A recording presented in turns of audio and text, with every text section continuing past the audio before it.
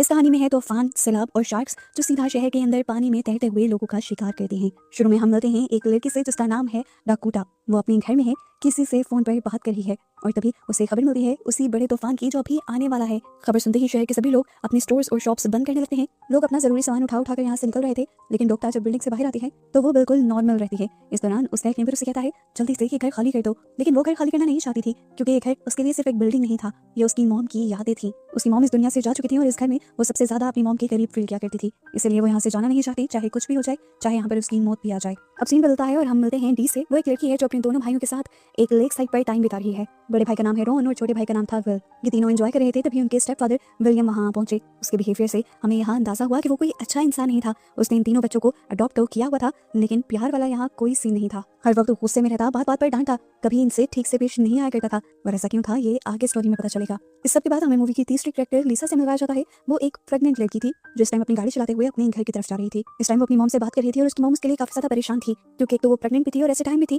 कि कभी भी बेबी इस दुनिया में आ सकता था। ऊपर से उसका हस्बैंड भी छोड़कर जा चुका था और उसे इस तूफान के आने की खबर भी मिल गई थी। तूफान की वजह से आगे वाला ब्रिज बंद होने लगता है और वो बहुत ज्यादा पैनिक कर जाती है कि अब वो घर कैसे जाएगी। रास्ते में ही वो देखती है कि लोग अपना सामान उठाकर भाग रहे थे। ये देखकर वो और भी ज्यादा नर्वस हो जाती है, लेकिन फिर वो अपने आप को काम डाउन करने के लिए सोचती है छोटा मोटा तूफान होगा, आएगा और गुजर जाएगा। लेकिन यही सोचना उसकी सबसे बड़ी गलती थी। अब हम मिलते हैं एडवर्ड से। वो एक मेरीन बायोलॉजिस्ट था जो समुद्र की मूवमेंट्स को ट्रैक करता था। उसने पहले ही फील कर लिया था कि कुछ बड़ा होने वाला है और जब ऑफिस रिपोर्ट आई तो ये कंफर्म हो गया, एक बहुत बड़ा तूफान आ रहा है। इतना बड़ा समुद्री तूफान के शहरों में भी सैलाब आ सकता है। ये सुनकर वो बहुत ज्यादा पैनिक हो गया और उसने सबसे पहले डाकोटा को कॉल किया और कहा कि तुम वहां से निकल जाओ। डाकोटा उसकी बहन की बेटी थी और उसकी बहन मर चुकी थी। वो कहता है कि तूफान बहुत बुरा है और तूफान अगर थोड़ा सा भी आगे बढ़ गया तो पूरा शहर डूब जाएगा, लेकिन डाकोटा नहीं मानती अभी भी। उसकी जिद को देखकर एडवर्ड कहता है ठीक है, तुम अपनी जिद पर ही रहो और अपनी माँ के घर ही रहो, अगर वहाँ कुछ हो गया तो मैं तुम्हें निकालने जरूर आऊंगा, ये याद रखना। अब तूफान आना शुरू होता है और ये कोई छोटी बारिश नहीं थी, तेज हवाएं, पानी का तूफान और फिर जो सबसे बुरा हुआ, बंद भी टूट गया। जैसे ही ये बंद टूटा समुद्र का सारा पानी शहर की तरफ आने लगा। पूरी सड़कें पानी से भर गई, गाड़ियां बह गई,